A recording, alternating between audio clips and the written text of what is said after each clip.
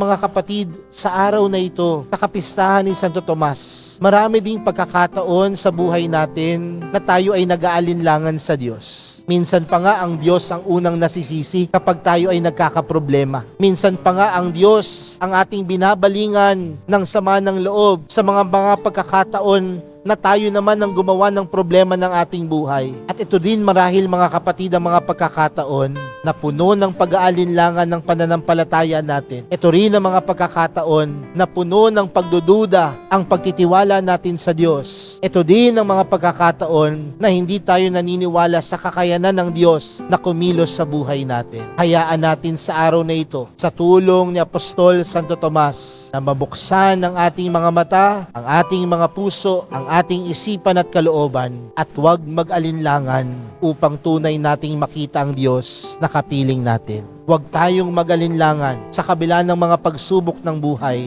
Buksan mo ang iyong mga mata, buksan mo ang iyong mga puso, at makikita mong hindi ka pinabayaan ng mahal na pong Jesus Nazareno. Sa tulong ni Apostol Santo Tomas, ipanalangin natin na mabuksan ng maigi ang ating puso't isipan, ang ating kalooban, upang tayo'y hindi mag-alinlangan at patuloy nating masambit, Panginoon ko at Diyos ko.